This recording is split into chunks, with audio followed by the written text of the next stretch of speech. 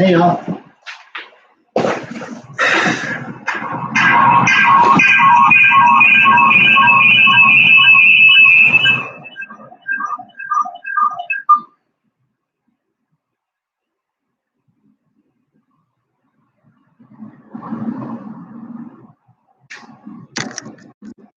Cool.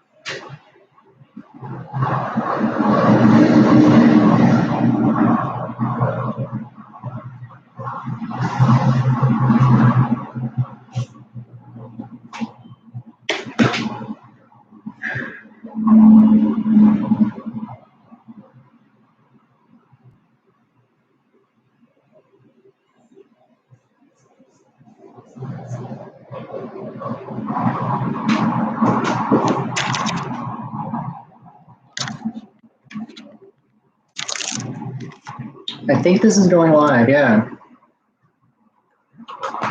Hey everyone. I think we're like starting. This is some bitch politics. We have just a couple more minutes, but I'm just gonna have everyone join, see if they wanted to join. Lots going on. I was gonna go to the scheduled hearing. It seems that Ted Wheeler decided to not join, so we will, oh, let's do this actually.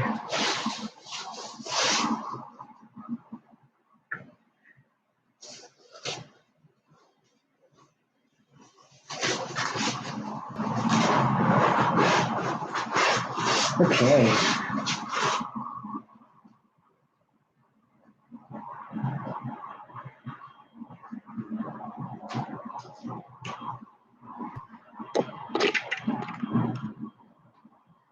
Hello. I think I'm on everywhere. YouTube. I'm on Facebook. I'm on Instagram Live.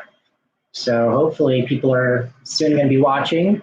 And if not, I'm still going to use my platform for uplifting Black and Indigenous voices and trans visibility, climate justice, and housing for all. So we'll see. We'll get started. I know that we were going to look at topics 6 through 12 today. So last week we did talk about a few things, and just to go over like what those look like. Last week we did talk about basically we started from let me pull it up. It was like starts with compassion. That's what we reviewed. Then we started off after compassion. I don't know. What did we talk about? Oh, Black Lives Matter. We were talking about Black Lives Matter and how saying all lives matter is erasing that. So number 3, this country was stolen. It was taken from people that were already here, and it was built on the backs of people that were not from here. They were stolen from their own land. So that's another part of dissecting of where we're at. So starts with compassion, Black Lives Matter. This country was stolen.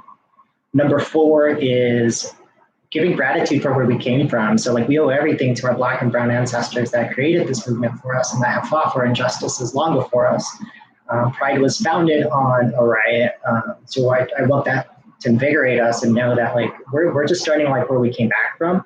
So I think it's important to realize that we owe everything to our Black and brown ancestors, everything, every right, everything, because they fought for a lot longer than we did to get here. Without them, it wouldn't be possible for us to get here.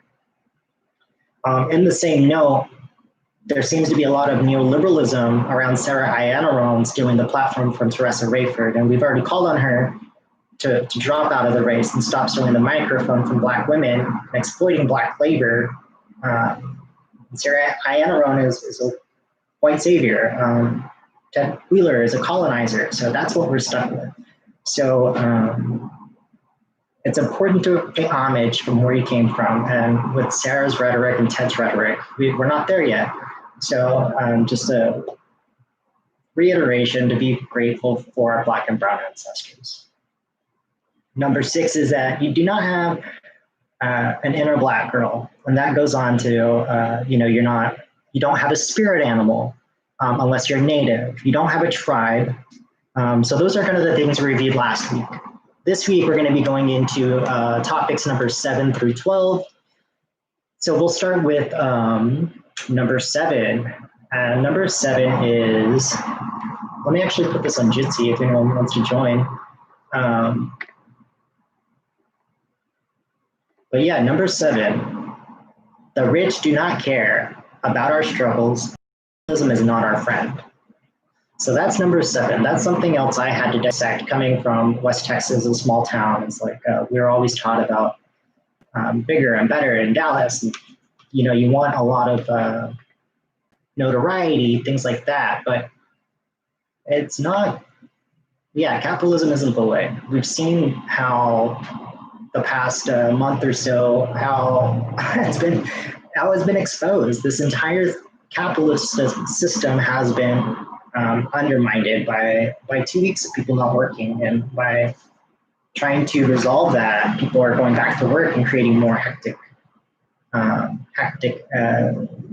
fires along the way. So I think we have to think about capitalism and knowing that that was built on equity of product. It had nothing to do with people. So capitalism in and of itself is about capital, right? And so you have to think about, if you concern yourself more with capital than about people, that inherently is a terrible system. And it's been exploited as that. And so we have to realize that whenever we destroy property, it's not like, it isn't violent if we break down the systems that oppress us. So when we go after capital, and whenever people are talking about buildings being set on fire and precincts and all that, good, they deserve it. Like, we are not, when we go after capital, that's how we're going to get them, is because they base their value on capital. I base my value on humans. I don't think it's that hard. So if we were to burn down this entire fucking place, it wouldn't be violent, because we're literally just breaking down the systems that have oppressed us. So yeah, capitalism is sucky. Don't do it. Give away everything that you have. I mean, we have to care for each other in a very compassionate way, knowing that we're inherently worth more than capitalists say our product or our production is worth.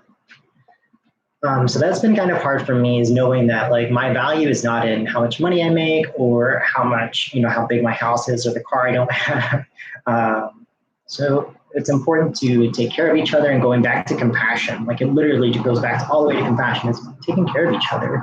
For me, I'm a Leo, right? And so I'm very loyal, and I love to take care of my friends, and I love to make sure that we are all fed, and like, I do what I can. But I know that it wasn't built on the system of capitalism. So that's number 7. I don't know if y'all have any questions. You're more than welcome to to ask them. I'll be doing this feed live today, and I didn't have a special guest today. I felt like asking emotional labor from Black people is not where I'm at right now. I mean, we're all existing, and like for me, this is breaking down non-POC or non-Black people to divest in themselves and like make sure that we're doing our work. But like we shouldn't have to ask Black labor for that, and y'all shouldn't either. Don't ever ask Black labor unless you're going to pay them and you want, and they speak it for free. And then if you're learning from them, then you can Venmo them, cash out them. But like your work is your work. This is my work. This is breaking down the systems that I've learned. And these are some of the ways that I've learned to do that. So just want to invite you guys to continue that process even without asking your Black friends. Don't ask your Black friends any questions about what you could do, like where are we at? Black people are tired, so don't ask them. Yeah, hold space for them, but don't expect anything from them at this moment or ever. Number 8. Ooh, this is fun. Number 8 is you are under no obligation to be who you were even moments ago. Yeah, that's fun, right? I love that one. I remember I learned that probably about right when I moved to Portland. I was with another counselor, but we're talking about things that we had learned and things that we don't agree with anymore. And I don't know if it was my counselor that said that or if I just had read that somewhere, but that it really resonated with me around 5 years ago. But it was like, you literally have no obligation to be who you were moments ago. Just because you believed something growing up doesn't mean that you have to believe it now. And you should change, you should adapt, and you should normalize that type of behavior to build on what we already know. And I think that's important aspect of humanity is like learning. So this also goes back to my religious roots. I was, I was heavily indoctrinated in Christianity, like fanatical Christianity for a while. And I was told all types of things about my beliefs and what I would go through and like what my life would be like. And I don't have to believe that. I literally have no other way to say this, but like you don't have an obligation to your previous self or to your family. If you are becoming a better person and are building upon that self and giving back to the community, that's more effective than like staying stagnant, for me at least. So I just want to encourage you to not be so steadfast in not wanting to learn. And for me, it's kind of weird because I think, I mean, people could make the argument like I'm radical now, right? And I'm very much into like ACAB, and I will always believe that. Now that I know and understand it, which we're actually going to get to a little bit later. We're going to be talking about how all cops are bad, but that's a little bit later. But right now, we're talking about you don't have any obligation to be who you were 5 seconds ago. If you have new truths that you found, use those new truths. So yeah, I just want to, that's number 8. Number 9, we're kind of going through them quick, which is fun. Number 9 is mass movements and protest are the only means to drive lasting change, not politicians. So that's very apparent as we look around. In the past week, in the past 2 weeks, we have done more than the past century for civil rights. And it's not going to stop. Like we're only at the beginning of this. And so like I'm really happy to notice that these are all changing, that these are going to be able to make a different change. And the mass movements and protests are the only things that are making these changes. A lot of politicians will claim credit. Don't believe them. Do not believe them. They're lying to you. They're literally lying to you. If they say that they did something and not the people, they're lying to you. This is why I've always, my mayor is Teresa Rayford. We will be writing her in, and they listen to us. Teresa, I could go on and on about Teresa. I think we all I hope that we all understand how Sarah Iannarone and Ted Wheeler have stolen the microphone from Black voices like Teresa for years. And Teresa's been here for over a decade doing the work on the ground, and neoliberal Portland loves to support neoliberal white candidates. And so that's what we have now. But yeah, mass movements and protests. We were doing this. I remember in 2014, 2015, Teresa would be able, but now that it's trending and now Black Lives Matter, they're trying to like ask Teresa for a Black Lives Matter sign and things like that. That's hurtful. It's vile. It's disgusting. And for them to like want to jump on now, when it becomes trendy, it's disingenuous. That's unfortunate. But no matter what they say, don't believe them. Teresa's been leading those protests and the mass movements. She's been, actually, matter of fact, today we had a public hearing and Ted Wheeler decided not to show up because his colonizer mother had died. I've already talked about that, but I really don't care about one colonizer's death. I really don't. They're going to have counseling. They're going to have a beautiful funeral. They've had a beautiful life. But meanwhile, Black people are being murdered. So I don't give a fuck about one colonizer's death. Not one single.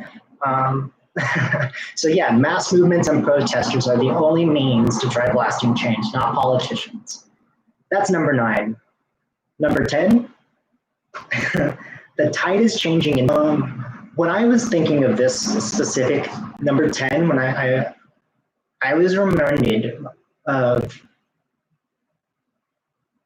how people, media blackouts. I've been noticing a lot of people are posting their selfies, they're posting their dogs. That's not content I'm after. I've literally, in the past week alone, I'm calling people out, and I don't want to not make friends, but if they're posting selfies, or if they're posting about their job, or about a commission check that they got, or whatever white people are posting about these days, I call it out, and I literally will say, this isn't revolutionary. And even if you didn't mean to, you're stealing Black voices. And it needs to be acknowledged, right? And so like with that, I'm not trying to shame people, because I don't think that like shaming people, unless you're a cop, I'll shame you all fucking day. But like with humans, I won't shame them. I want to engage in those conversations. For me, I think it's important to engage in conversations until they're not productive. But as an aloy, that's our job. We don't get to get tired of talking to our friends or talking to our families. We don't have that, because Black people don't get to not be Black, right? They're still being villainized. They're still being murdered. So our job, even if it's microaggressions, is to talk to your family. Talk to your coworkers, talk to your boss about these microaggressions, because they're rampant. So believe me, I've seen my own work talk about microaggressions, but like they want to capitalize when they can monetize off of it. But I guarantee you, they're still remaining complacent and not making systemic change. Like I'm calling on my boss, hopefully. I'm calling on her to say, Black people need a week off. Hey, they don't need to be working right now. I can barely work. We have production rates, right? I'm like at 50% production, right? Not meeting my standard, right? I can't even work. I can't imagine what it's like for Black people to be working in this moment, in this uprising, and knowing what's going on, right? So I know that my work is sitting complacent. It has a board of 12 members. They're all white. They made a statement, but until they have more action, it's just rhetoric. So yeah, don't remain complacent. And it goes back to the thing about there's not a neutral in this. You literally have to be a part of this in whatever ways you can. whether it's calling people, calling your mayor, whether it's texting, whether it's fundraising, whatever it is, um, don't remain complacent. I don't think that that's our job. We have a duty to each other, to society, to have these conversations, to engage in some quality deconstruction of old habits, but don't remain complacent. I don't know how else to say that. Number 11 on our topics of correcting old ways. This is kind of fun, but when we talk about all cops are bad, ACAB, right? I'm a heavy believer in all cops are bad. I have two cousins that are cops. I have a Secret Service Beale uncle that worked for George Bush Secret Service, because I came from Texas, right? So my mom has a gun. Like, I've got my best friend is married to a cop. I have a lot of like history with cops, and every single one of them are bad. Every single one of them. When we talk about this, it's because the system of where police came from is bad. So my analogy that I had on Facebook is like, when the entire tree was used for lynchings, even a few bad apples is indicative of a bigger problem, right? You can't have just a few bad apples when the entire tree was used for lynchings. Where cops come from, and this is very basic, 101, cops came from police, slave patrol, right? So in the South, there was slave patrol. In the North, there were union, worker patrol, union patrols. And it evolved into what we know now. So the inherent system of cops is bad. By the definition of trying to be a cop, you are creating crime, because you have to have something to patrol. If y'all want to look at those cop videos, do it. I am not there, but they're rampant. Every single major city has footage of cops beating and macing and doing very brutal acts to people. And it's not uncommon. It's very common. So when we think about the system of policing, cops are bad. I believe that, and the reason I learned this was probably just you don't have to think about one cop, because even if a cop is a good person, their profession is bad. And so that makes them as a cop a bad cop. So all cops are bad, and I'm not going to negate that. Like, that's the end of story. We could talk about it all day long, but cops can quit. That's another thing, is cops can literally quit their job. Black people cannot stop being targeted and murdered. Cops choose to be paid executioners. And it's not even that much. Like, do something useful. Like, go stock groceries. Go work for I don't know. Do something else. I don't know. But like, being a paid executioner and then you try to stand up for it is not the way to like tell me you're a good person. So I'm talking to my friends. I'm talking to my family. I'm having these deep rooted conversations. I've got also two brothers in the military, right? One is a JAG attorney. Like, they're going into the branch of like a JAG, which is it's a specialized attorney for the Army, right? So that's what he's doing. Yeah, and military is terrible too. Defund the military, and we have these conversations, and I'm okay with talking to him about. I don't think that there's a way around it, right? That's my duty to myself and to my family, is to help us figure these things out, because I know that I'm telling them for the first time that their job is terrible. And they don't even realize it, right? Because they've been manipulated by an entire system to tell us that cops are great and that they're going to be our best friends and they're going to be doing the Lord's work. It's not true. We don't need cops in any society. We do not need cops. Defund, divest, demilitarize. That's a very strong stance of mine. No masters, no borders. Like, we don't need this shit. Like, and cops are the number one perpetrators of violence. I don't think I have to go into data. Like there's plenty of data to go around. I'm going off of emotion right now. If you want to talk statistics, we could talk statistics, but like the inherent system of patrolling from cops is based on racism. So that's why we talk about all cops are bad, and that's why we agree on it. All cops are bad. I don't know if y'all have any questions, and I covered quite a bit in that. We still have one more topic, but I'm going to kind of go through like some of these comments and questions to see if anybody has anything, and then we'll move on to number 12.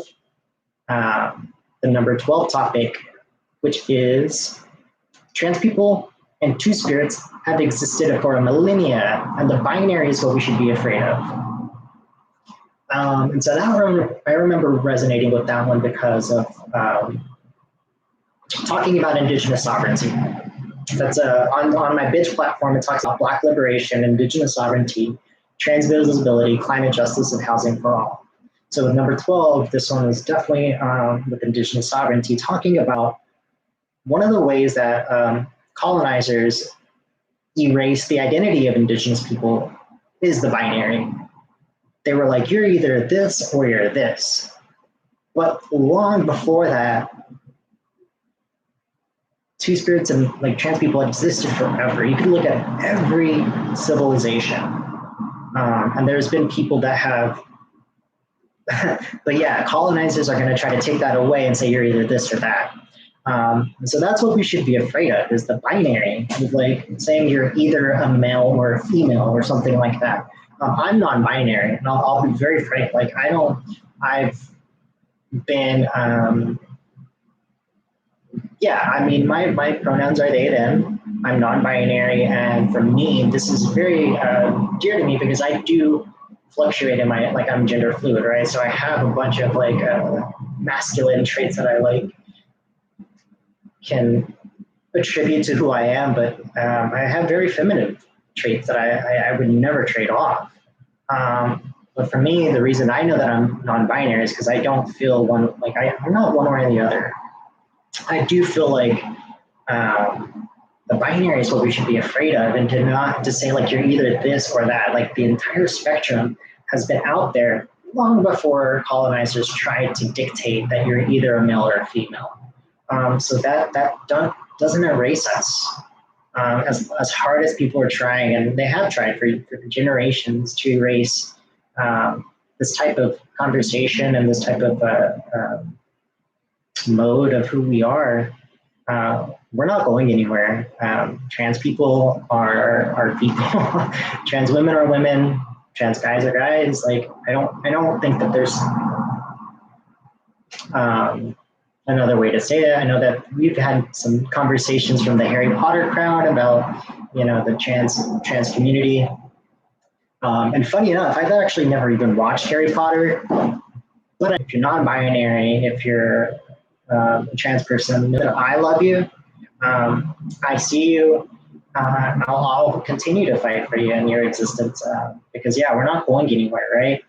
I think it's very important to go back to the very first topic of it. Begins with compassion.